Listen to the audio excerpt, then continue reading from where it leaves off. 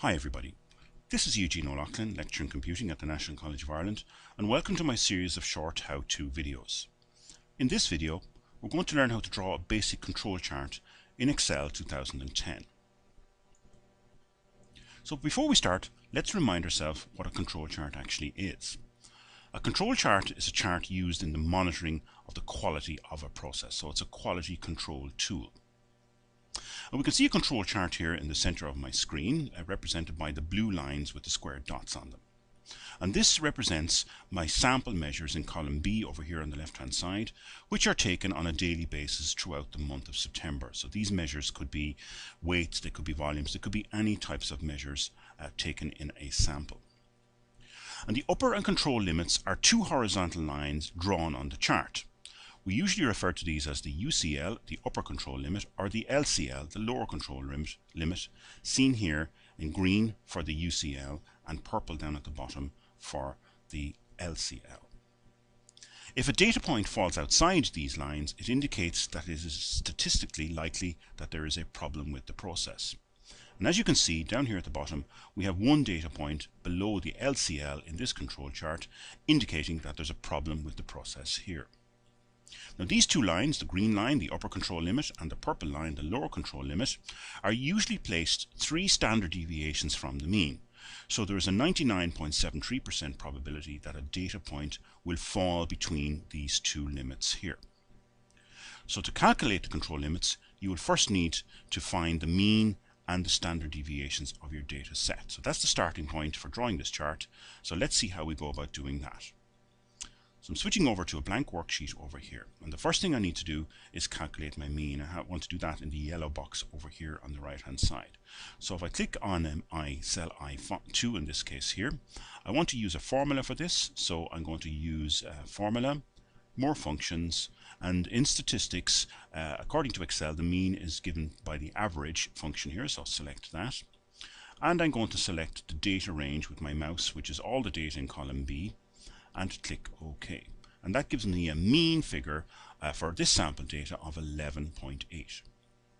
And standard deviation is also readily straightforward. I'm going to use the Formulas tab, More Functions, Statistical, and scroll down to S until I get to standard deviation. It's standard deviation.p for population, standard deviation.s for a sample. We're using a sample here, so I'm going to select stdev.s, and once again just select the data range in column B and click OK, and that gives me a standard deviation of 3.87. So now this helps me to draw my 3 lines. So I'm going to put those in columns D, E and F over here. So in column D I'm going to put in the mean, or in brackets here I'm going to call this CL for the central line. So that's very, very straightforward here. I'm going to just do equals this cell, the cell of I2 here, and that gives me, puts the mean value in cell D2.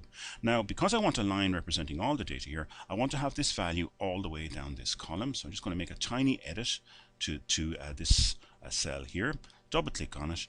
Because I want absolute cell referencing, I'm going to put a $sign in between the I and the 2. And I'm now going to use Excel's autofill tool to copy that down to the end. It seems a little bit pedantic and a little bit round way of doing things, but we've got the same value across from each of the sample measures, and we'll see why we do that in a minute. Now we want to calculate the upper control limit. And we've said already that the upper control limit and the lower control limits are usually within 3 standard deviations of the mean. So I'm going to put the UCL here, the upper control limit, here in the center. Let's just make those headings, so we want to center them and bold them so as to make them stand out a bit.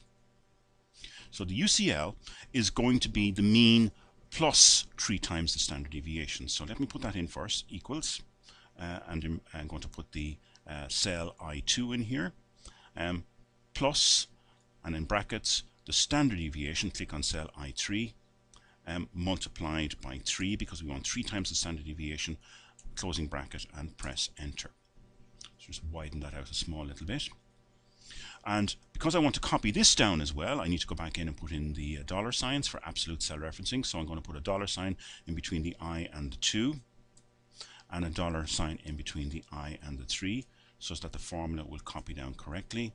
Again, use the autofill tool to go right down to the 30th of September. And in the next column, I'm going to put in the lower control limit, LCL for short.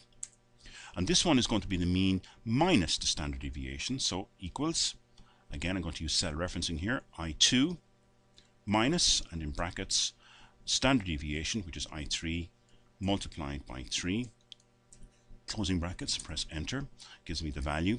And I need to make my edits again, so double click to put in the $sign for absolute cell referencing. Without this, this process won't work.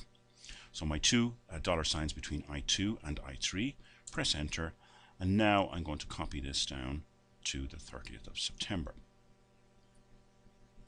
So now I've got all the data that I need to draw my control chart. And from now on, this is the hard bit over, from now on it's relatively straightforward. So what I'm going to do is I'm going to select all the data in column B, including the heading, and I'm also using the control key and going to select the data in these three columns here. And the type of chart I want to do is I need to click on the Insert tab, select Line Chart, and in this, select a basic 2D line chart. That will do for our purposes here. And this inserts our chart, so let me move this up around to cover all the data, make it look a little bit bigger.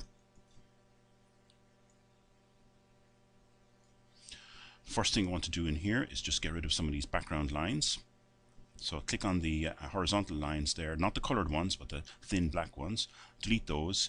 And we now have our chart more or less as we want it in the center. I'm going to make two further small changes. I'm going to change the sample measure data here in the center.